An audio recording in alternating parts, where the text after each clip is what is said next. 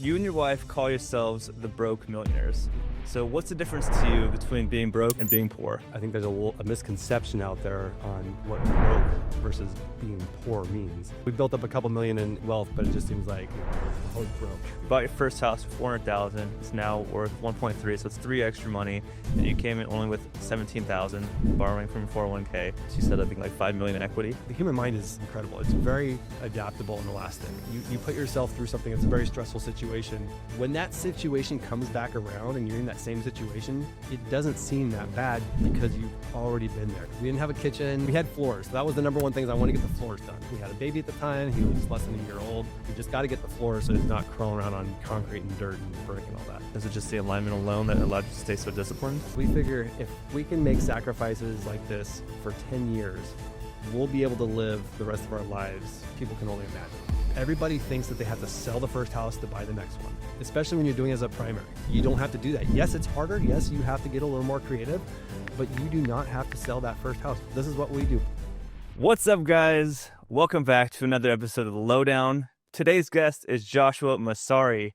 He and his wife have built a rental portfolio down in Orange County by buying fixer-uppers, living in them, renovating them, and then repeating the whole process, all while raising 4 kids. Josh and his wife, Lauren, also host a podcast called the Broke Millionaires, where they share their entire journey. So if you're living in an expensive city and think investing in your own backyard isn't possible, Josh was here to prove you otherwise. So Josh, welcome to the show. Appreciate you having on. I'm excited to be here. That was a great intro. You make me sound like Superman, but I got to tell you, I feel like we're treading water most of the time. It's all good, man. So you and your wife call yourselves the Broke Millionaires. So what's the difference to you between being broke and being poor? It's a great question. A lot of people, when we first came up with this name, it was confusing for a lot of people because I think there's a misconception out there on what broke versus being poor means. And we are building wealth and we are doing it the hard way. Maybe, I don't know if there really is an easy way, but we're doing it through real estate. And living in California, properties are very expensive here. And so we will put a lot of our cash and available funds into these properties, and we'll fix it up and we'll push appreciation, building wealth there, and then we'll pull money out, move it over to the next one. And so we've got a lot of our money just always tied up one project to the next project to the next. So we end up with no cash, but we've got wealth on paper. So that's where the Broke Millionaires come from. We've built up a couple million in wealth by doing this, but it just seems like, we're always broke. Yeah. How long has this journey been so far? Like, has it been like 5 years or so? Yeah. So we got married almost 10 years ago now. I've been doing real estate for a long time, but I would say intentionally as a couple, this started about 5 years ago when we bought our first home together.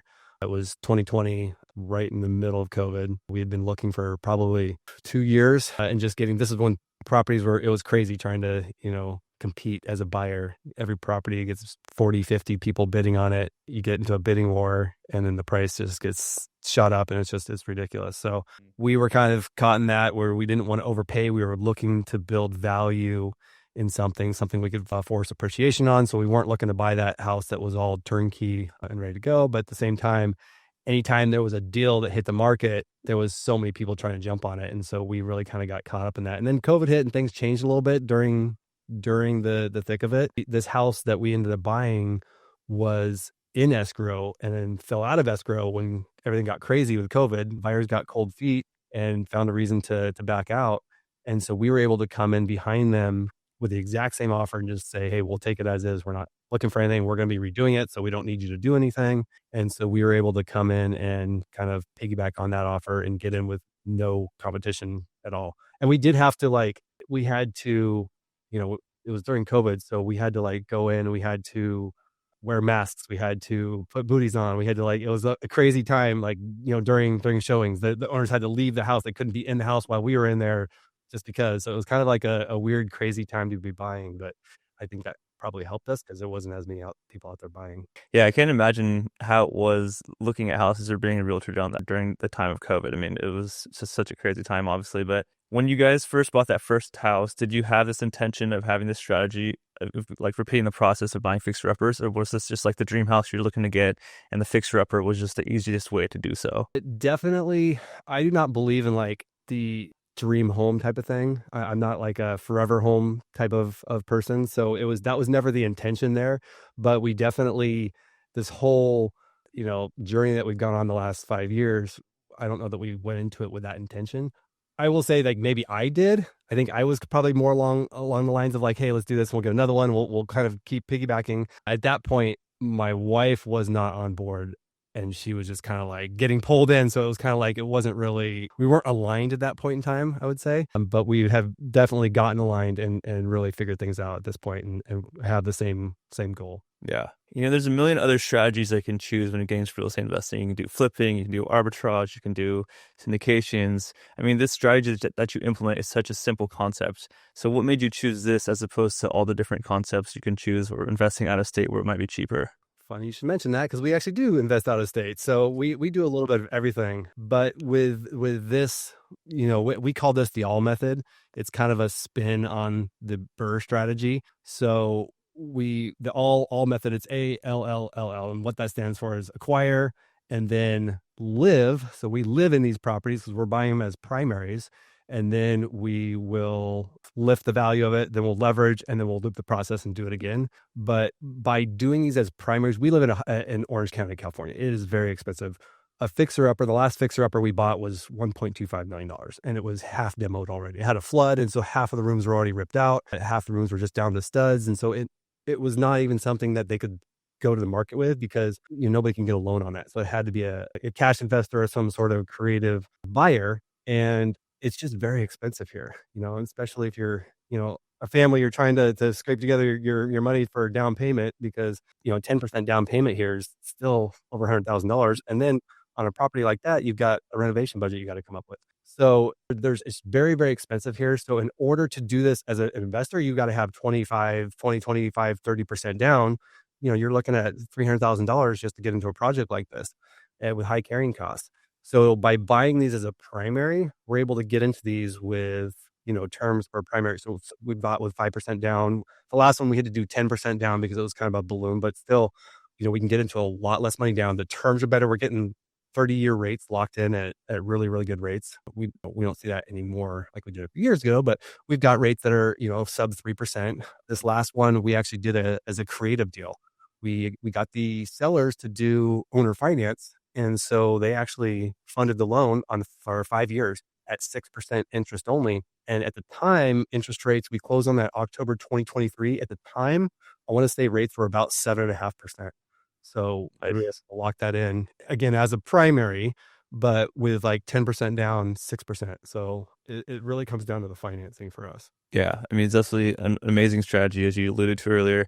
When you're buying these properties as an investment property, you have to put a lot more down, and the financing terms may be not as great, because for the primary, you can do an FHA loan, 3.5 to 5% down, maybe 10%, like you said. And so if you were thinking about it, this is an excellent strategy. So can you talk about the very first one? How did you fund it? And then just like, how did you decide exactly what level of fixture-upper you're comfortable taking on? Because obviously, yeah. So the easier ones. Yeah. My first house, I bought my first house when I was 18. So this goes way back. I was in Oregon at the time. I bought it with a hard money loan. My dad was a realtor, so he had put it together. And then I sold that when I went to Arizona. I bought another house, and that one I did on my own. That was when anybody could get a loan.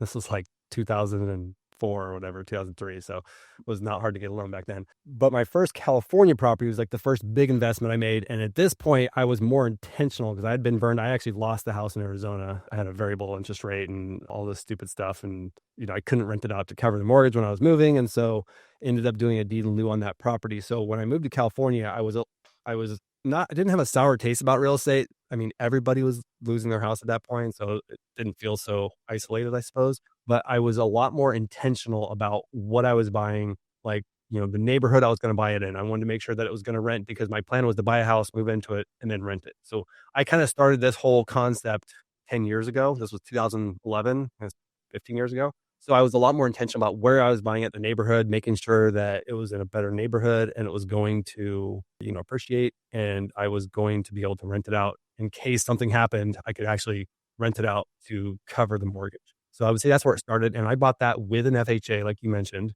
3.5% down. And I pulled my down payment out of my 401k at the time. So I think it was like $17,000. It was around $400,000 for the house. So it was like $17,000. That was my initial investment on these properties. And that property today is worth 1.3. I pulled money out on that several times. That's how I bought the second one. We used the second one to buy the third one. And so that $17,000 investment has turned into, oh gosh, it's probably about $5.5 million in assets between these three properties, and over $2 million in equity. That's amazing. So just to summarize, you bought your first house for $400,000. It's now worth 1.3, so it's 3 extra money, and you came in only with 17,000, borrowing from 401k. Not even mass. You said I think like 5 million in equity. Yep. Wow. Well, the equity, the assets are about 5.5 million, but equity is about a little over. It's probably about 2.3 in equity. Wow, that's amazing. Damn. So can you tell us about that first house that you and Lauren bought together? Yeah. So the first house that I bought 15 years ago, this was just me out of college and before I even knew my wife. So I bought that, had a roommate move in. He actually moved in before I did, but I house hacked that. I didn't know what house hacking was back then. It wasn't a term, but I house hacked that for about 4.5 years. Did some light renovations. I didn't really know what I was doing back then, but I, replaced some windows and did some, paint and all this cosmetic stuff. And I did do a kitchen. I did a kitchen right before I moved. So a full gut on the kitchen. And then I started renting it when my wife and I got engaged. I started renting it, and it just as a long-term rental, and it was renting for, double what my mortgage was. So I was like, all right, this is great. And that was kind of my first, like, I would say successful real estate investment that was cash flowing. It built up equity. And I was like, okay, I can, like, this works. If you do it right and do it intentional and have a plan, it works. And it also helps that I bought at the bottom of the market in 2011 because I've just had nothing but appreciation. So that's kind of like, cherry on top. But even if that hadn't happened, I still went into it intentionally with backup plan, and I would have still been fine. I just ended up with a lot of extra equity that I didn't anticipate. Yeah. And at this point now, how many rentals do you have in California? In California, we have 3 properties, but 7 doors between those 3 properties. So we have one property it's not a quadplex, but we have it broken up to where we have 4 units in this one property. So we have 4 separate doors there, and then 2 other full properties that are just SFRs. Yeah, love that. So these are obviously long-term plays, these equity plays, living in them yourselves.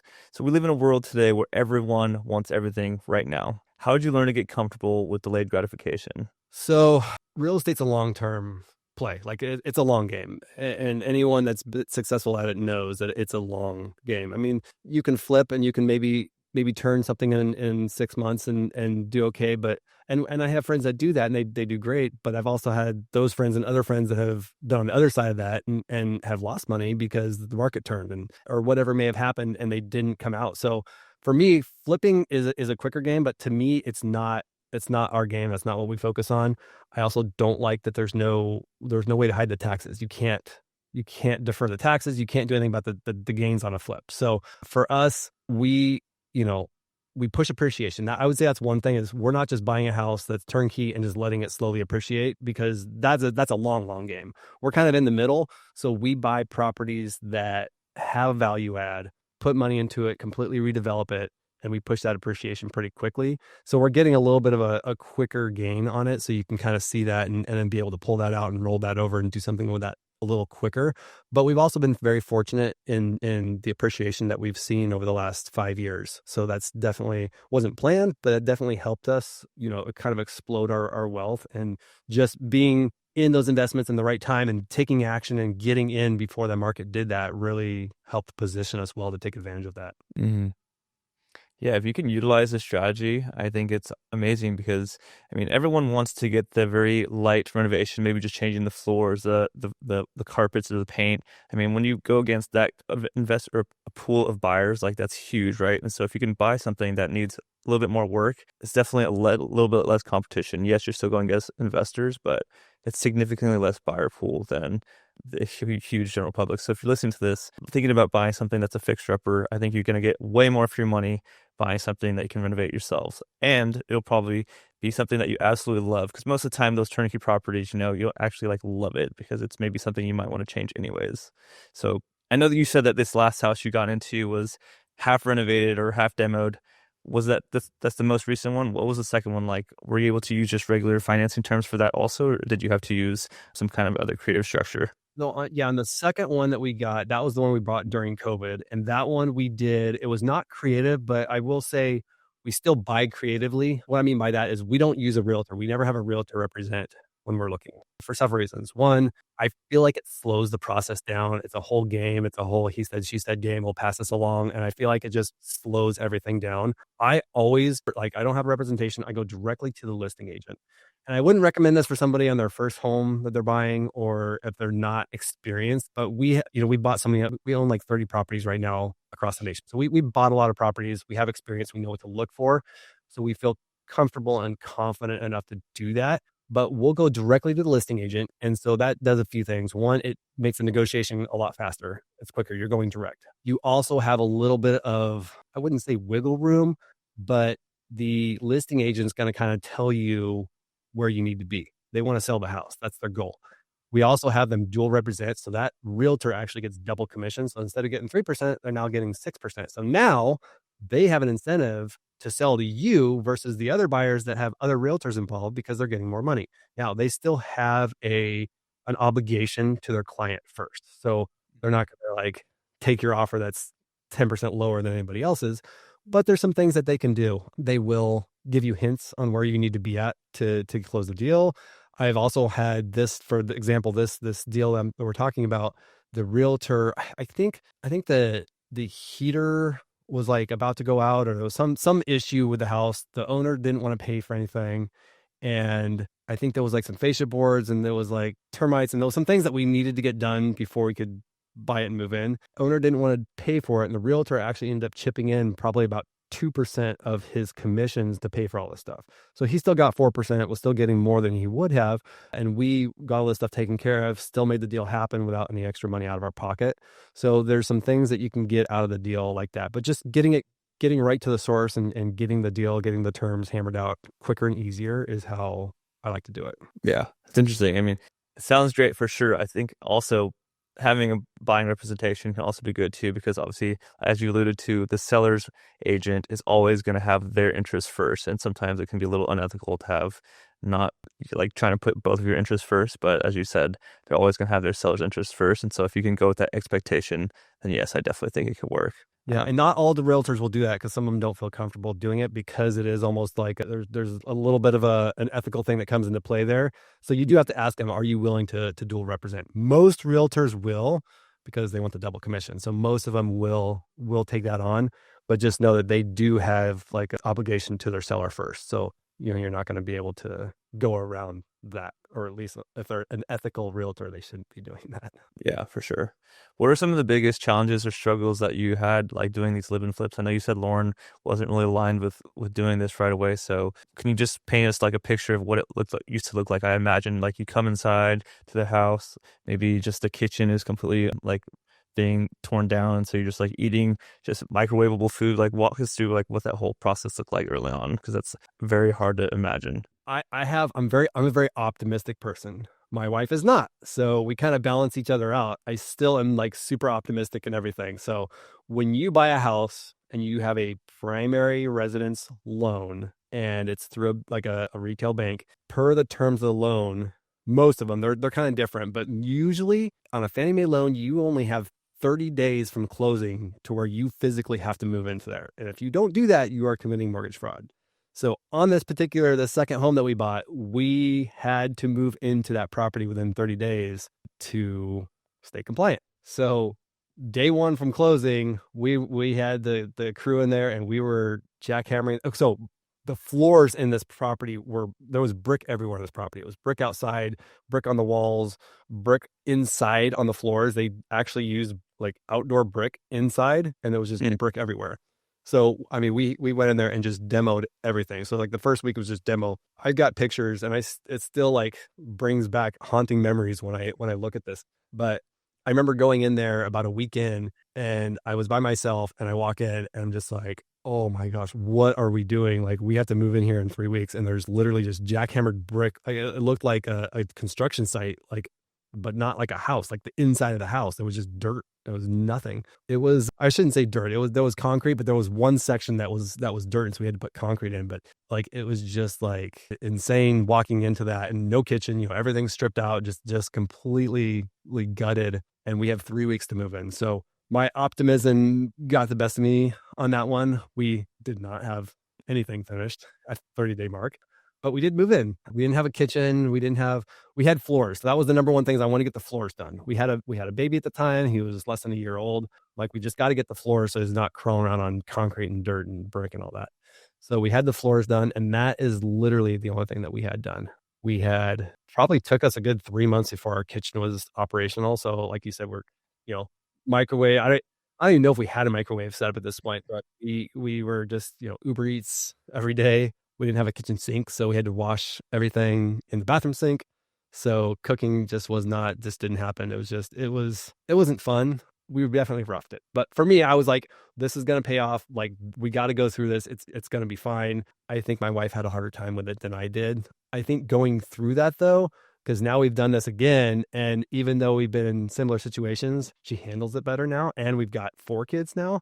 So I think she's like thickened her skin a little bit going through this. And, the human mind is incredible. It's very adaptable and elastic. You put yourself through something that's a very stressful situation.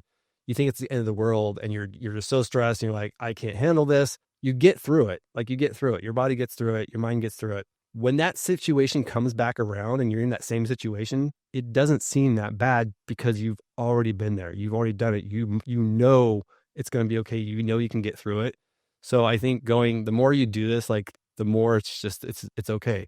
We moved, I think, I don't even know. I think we moved 5 or 6 times in the last 12 months, hopping around between the houses that we own, just getting this one ready, boom, going to the next one, and getting a temporary place till this one was ready. And so we've had to move a lot. It's not fun. I wouldn't necessarily recommend it for people, but we've been able to build up a lot of wealth as a side gig. This is not our full-time gig. I have a full-time business I run. This is just kind of a side gig that we do to build extra wealth on the side, but it's definitely paying off. Wow. This sounds like a full-time gig. So how have you been able to balance working a full-time job while also still doing this yourself? Because it seems like you're doing a lot of the renovations yourself and maybe working in parallel with the contractors, but how have you guys been able to do that? Yeah, so it takes a lot of time. I'm getting better at delegating more and not doing the work so much, but I like doing this stuff and I want to know how it's supposed to be done. So I do it the first time I do it, or I'm working side by side with the contractors, because I want to know how it's supposed to be done. I'm the one calling the city for permits. I'm meeting with the inspector, making sure everything's correct. And in that way, next time I already know what to expect. So it's getting easier as I get more experience with it, but I do like to get my hands dirty and know how the process works. And I have a lot of contractors that will try to cut corners and, the inspector signed off on it. That's one of the biggest pet peeves, is when a contractor says, it's fine, the inspector signed off on it, so you're good. I'm like, no, that's not how it's supposed to be done. I don't want problems down the road. We keep our homes forever. So I think about these things. I'm like, redo it, tear it all out, redo it, do it right, because I can see it. I know it's not right. I don't care if it got signed off. It's not correct, and it's going to cause problems down the road. So I know to catch those things now. And I think that's really helped, one, just getting better pricing, because we're not hiring a GC. I'm basically the GC on these projects, but I know how it's supposed to be done. And I do need to delegate a little more, but I am getting better at it. This last project took a lot of time. Every weekend and evenings, I was over there doing stuff. My brother came and helped me, and it was still a lot of manual labor that I put into it, but I learned a lot. Like that was a studs up rebuild, and I pretty much know how to build a house. I shouldn't say I can build a house right now, but I pretty much know from the ground up how everything, how it needs to be done to get signed off with the city, and what needs to be done. So I feel pretty confident. And the next one I should be able to get through quicker, because now I know what to expect. Yeah. Man, that's kudos to you and Lauren, man. Doing this by yourselves without any kids is one thing, but doing with 4 is insane. So if someone says, I can't invest because I have kids, what would you tell them? So the kids aren't the problem.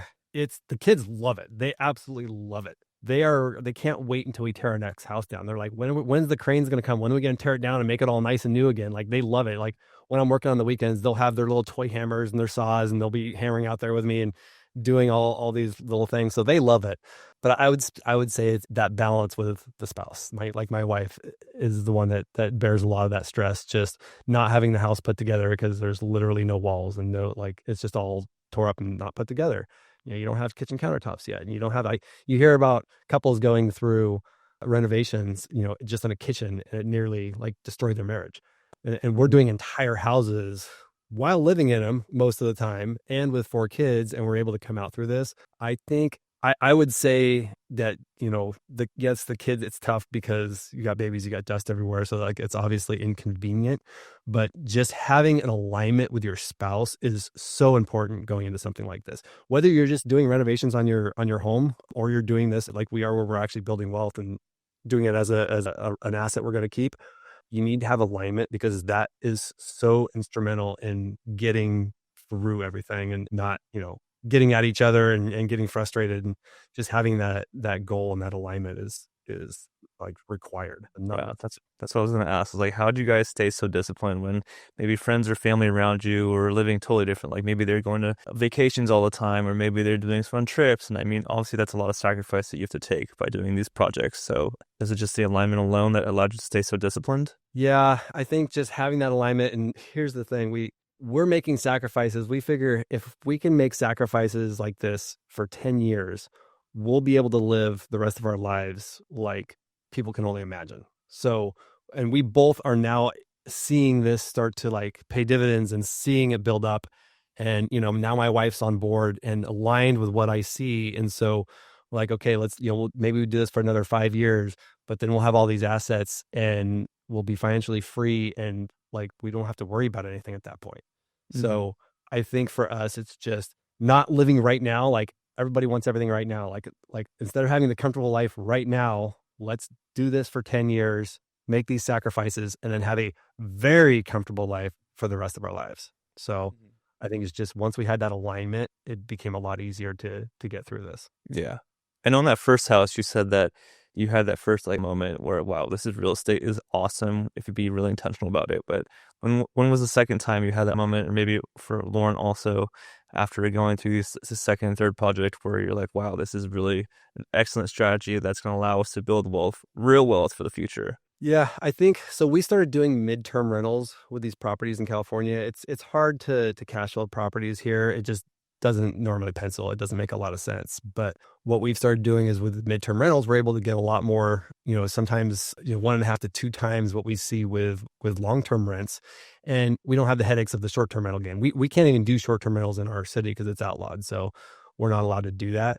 But we're still able to get, pretty decent rents with midterm rentals. And we have very little vacancy with the operations that we have. For example, the property that we bought during COVID is split into 4 different rental units on that property. And the main house, we just closed out 2025 with 355 booked nights between 8 separate check-ins. So we're just like, one family is moving out and the next one's coming in. We got, get the cleaners in there, and boom, we're on to the next one. And so we've gotten our process figured out to where we're able to cash flow these properties really, really nicely. And so, one, they're cash cows because they're actually cash flowing, which you don't see in California. But by pushing that equity, like, the big picture is, we take a property we bought for 1.2, but we put 300 into it. It's now worth 2.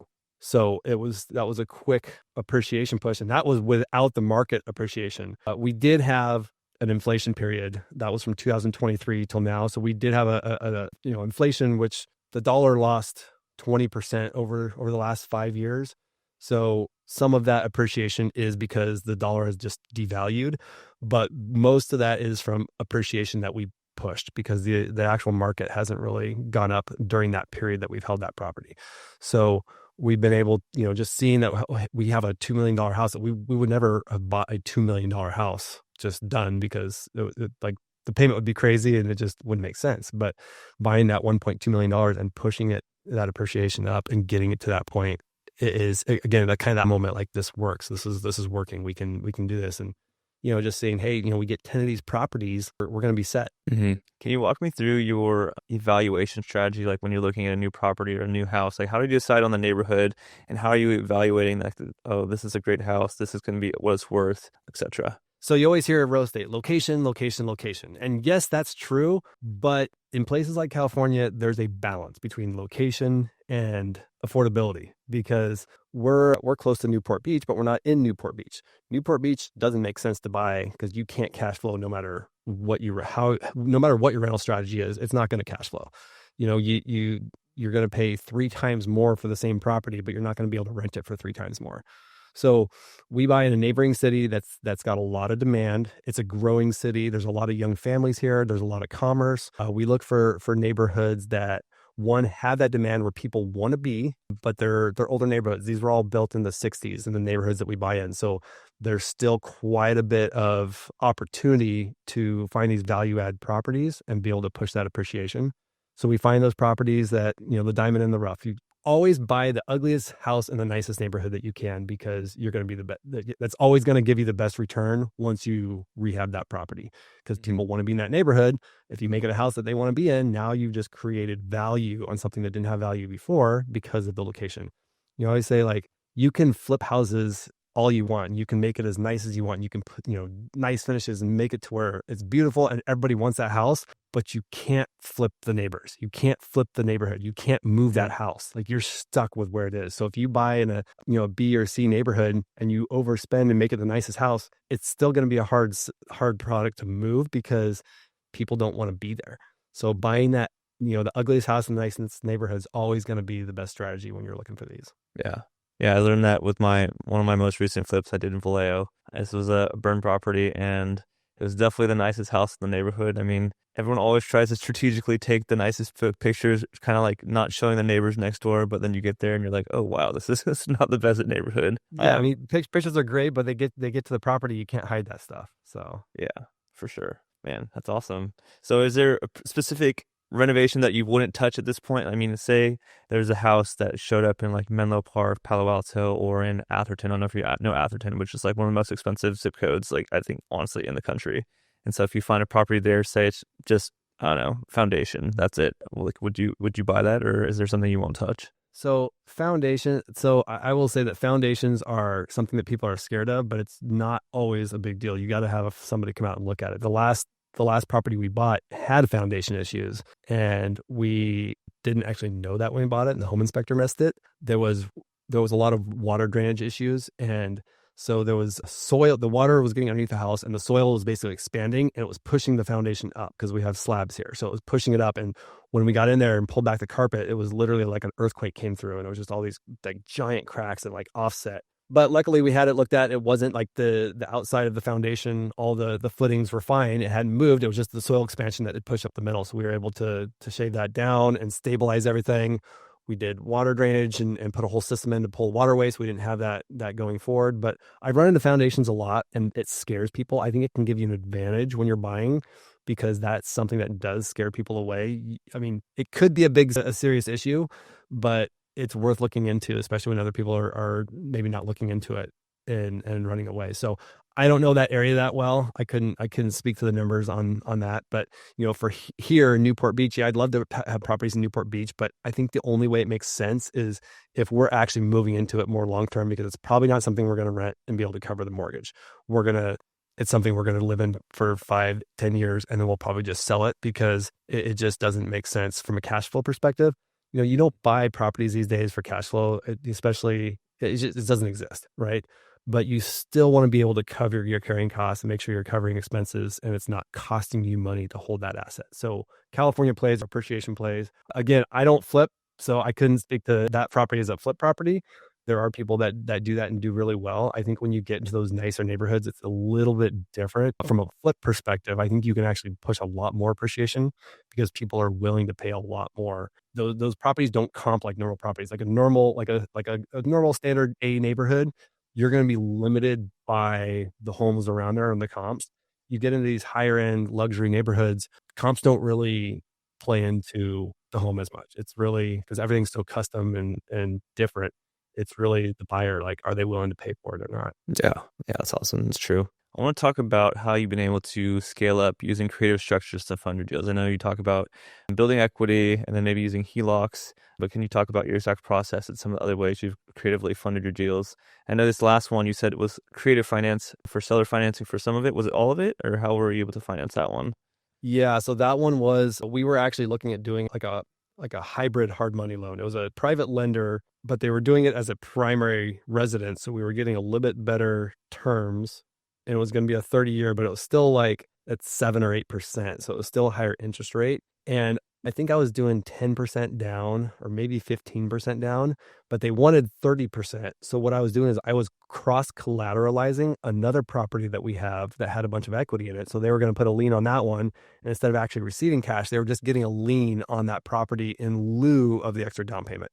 So it gave them more security to be able to do the deal. I'm still financing the rest of that money, but it was a way to get in without having to come up with the full 30% down.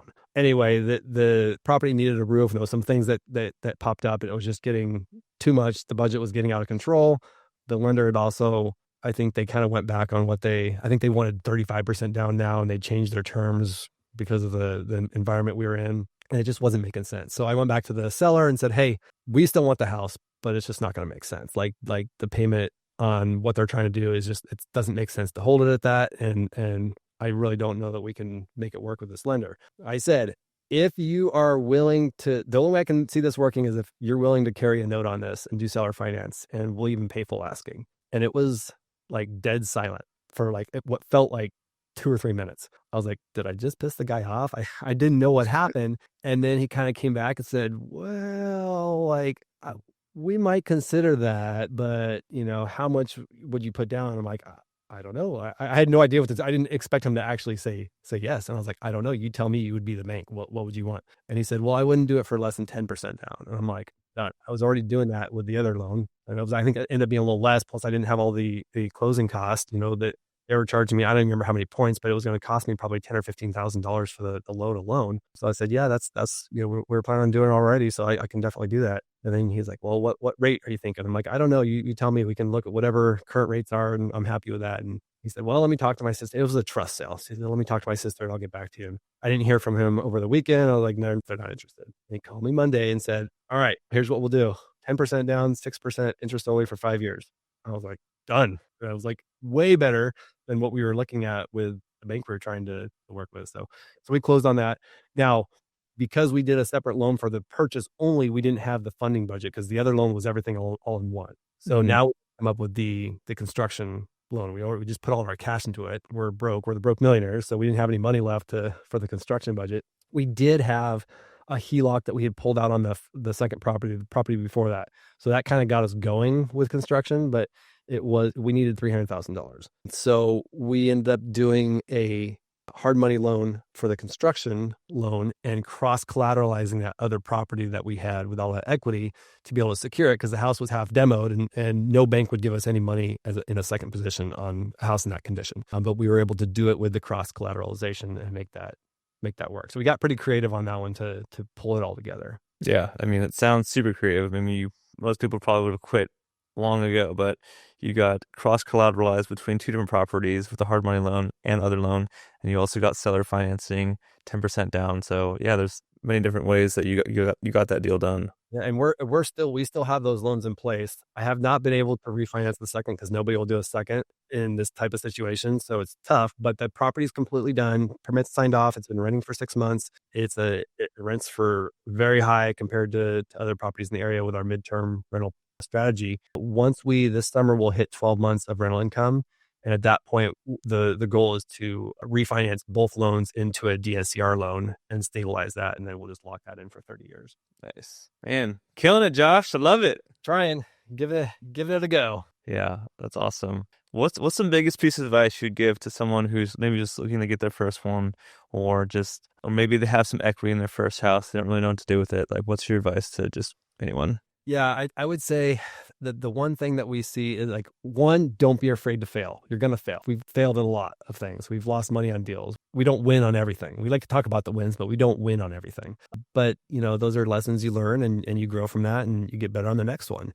But in terms of like, if you've got a house, here is one thing that I see a lot of people make mistakes on. People that have a house, maybe it's a young couple or a single person, they've got a property and they want to buy another one. And everybody thinks that they have to sell the first house to buy the next one, especially when you're doing it as a primary. That's just like it's a big misconception. We are examples of, you don't have to do that. Yes, it's harder. Yes, you have to get a little more creative, but you do not have to sell that first house. You can keep that. So this is what you do. You pull money out. If you've got a house that has equity, you pull money out by securing a HELOC while you're living in it. So it's a primary residence. It's a lot easier to get these second position loans. You can actually get third positions too. So this is what we do. We have the first and we'll have that locked in on a 30. We'll get a HELOC and we'll unlock as much as we can with the HELOC. Then maybe there's a little more appreciation or whatever the situation is, but we've gotten multiple times where we're able to get a third position, usually not a HELOC, but you can do home equity agreements. And so we will actually sell a portion of our equity rather than selling the house. We keep the house, we sell a portion of the equity, but we get cash with no payment, and we take that cash and roll that into another project. And we still keep the house, we still get all the rents, and we're still gaining on appreciation because we still own the majority of that house. So that's one creative way that we've come up with to really maximize tapping into that equity and rolling it into the next one. But you do not have to sell your house to buy the next one. And if you do sell a house to buy the next one, you do not have to use all that money and roll it into the next one. I see people do that. Put all their money into the down payment on the next one. Like, wait, you just pulled out $500,000 in tax-free money and you just rolled it over into the next house to, save yourself $800 a month on your mortgage payment. Like literally just threw $500,000 away for an $800, or maybe it's a little more with interest rates today. But the point is that's a lot of cash that you just took tax-free to really not save that much money per month. I mean, you could put that money somewhere else and make more than what you're actually saving on your mortgage. Do you ever run into issues where lenders or ever you're way too over leveraged? So this is a big misconception that's out there. I think people have this idea that, well, if I have all these mortgages, my DTI is going to be, it's not going to line up. So if it's a rental property, you have a mortgage and then you have rental income. When you have that situation and it's a true rental property, what the bank does is they take that mortgage and that income and they take it out of the equation for your DTI. On top of that, let's say most situations you're going to be cash flowing. Let's say your payment's $3,000 and your rent is $3,500. After that extra $500 comes back to you as profit and gets added to your DTI. So it actually ends up helping your DTI because that liability is no longer taken into consideration, but the additional cash flow from that property is considered as income. So you actually increase your DTI position in that scenario. Yeah, that's awesome. I mean, I'm talking about maybe when you have like the second and third position, does that cause issues also? No, they don't look at it that, whether it's one loan or three loans, they look at the total liens on the property. So they're just looking at the total liability. So it doesn't matter if it's one big lien or three smaller ones, they look at it the same. Now, I will say this though, with a HELOC, if you have, let's say you have a large property and you've got like this huge HELOC, like $300,000 or $400,000 HELOC, and you have no money. So with the HELOC, you don't pay unless you have money pulled out. It's kind of like a credit card. If there's no balance in your credit card, you don't have a monthly payment and it doesn't show on your credit or anything. It's only when you draw on that, and you can draw on it, put it back, draw on it, put it back. Usually they're 10-year terms. But if you have a HELOC and you have let's say it's $400,000, they will consider that a $400,000 loan and they will run up a payment. Even though you don't have a payment on your credit report, they will calculate a payment as if it is fully drawn out. So that is something to be aware of. If that's primary and not being rented, to cover that will come into their consideration when they're considering the carrying cost for that liability. Yeah. So we not recommend that someone take out as much of a HELOC as possible, say this, assuming they have a ton of equity. It's a catch-22. I would recommend locking in as big of a HELOC as possible because you never know when you're going to get that opportunity again, especially if you move. So when you live in the home, you can get a much larger, like the ratios that they'll lend is usually up to like 80%. You can get a much larger HELOC when it's a primary residence. Once you move out and that's a rental property, the ratios are way lower and the terms are not nearly as good and it's way harder to get. So I always recommend locking in as big of a HELOC as you can. So you've got that, you can access that. You can actually use a HELOC doesn't have any money drawn on it, it has availability, banks will actually consider that as reserves. So if you're trying to get another house and they're like, we want to see, whatever reserve amount, and you've got a HELOC that doesn't have money pulled on it, they will consider that. That's actually a Fannie Mae rule that allows for that. So I always recommend locking it in. Once it becomes a rental property, though, then that doesn't really matter, because as long as you're cash flowing to cover those liabilities, it's not taken into consideration on your personal DTI. While you live in it, though, before it's an actual rental property, that's when you might run into a problem. And again, it's a whole like cat and mouse game with these lenders sometimes. What I've learned with lenders is that no doesn't mean no. They always like deny. I've gone through like 10, 15 denials for HELOCs before and kept fighting them for, I've got self-employment income, so I'm not as in the box, but I think this HELOC that we did, it was a $465,000 HELOC, and they put me through the ringer. And I want to say it was like 14 or 15 denial letters.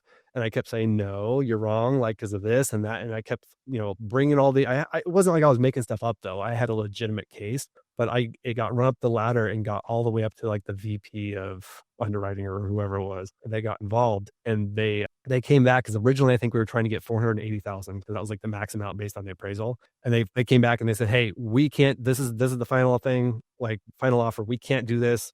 We can't give you 480. We'll give you 465. And I was like, why didn't you just tell me that 4 months ago? I started this process. It like saved everybody so much headache. I'm like, yeah, let's do it.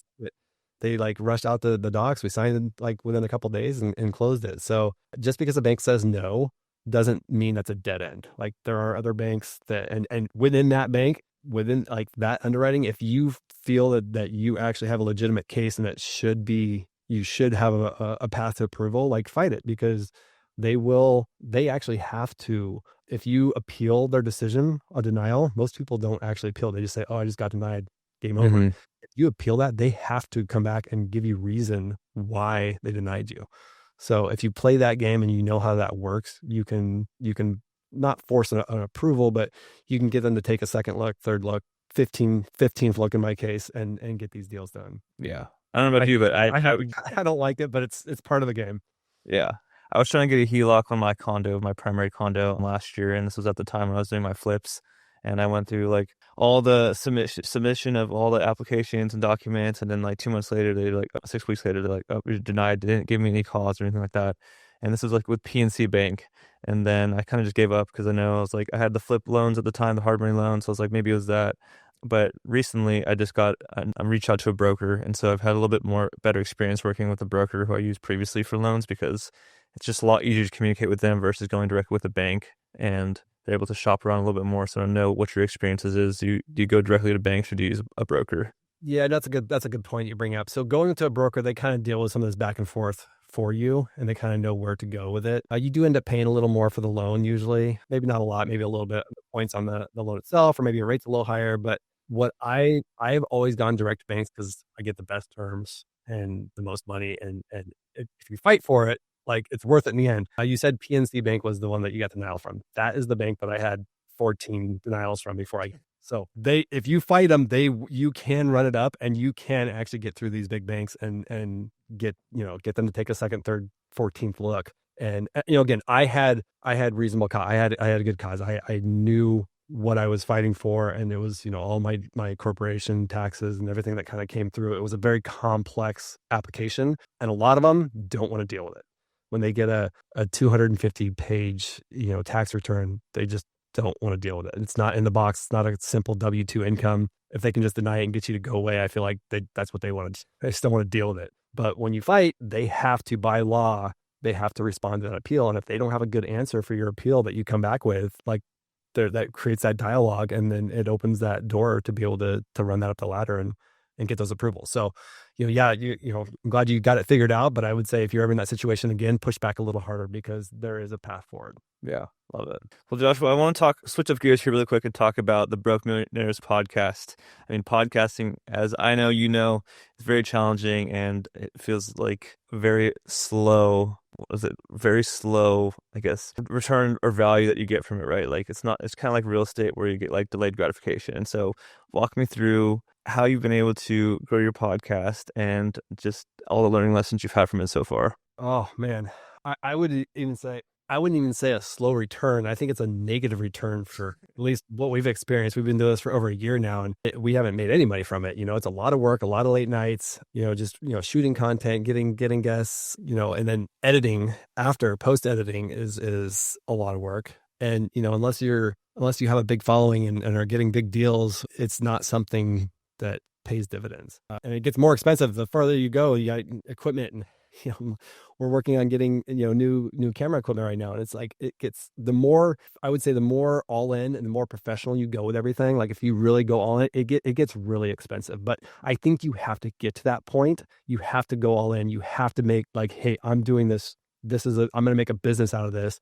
before you can get to the point where it starts to pay dividends. We're building our community. We've got listeners in like 500 cities around the world. I have no idea who even listens to our podcast. The Broke Millionaires is the name of the podcast. We're on YouTube, Spotify, Apple, pretty much anywhere you can listen to your podcast. But it's definitely rewarding when we have people reach out to us like, hey, thanks so much for sharing your guys' story.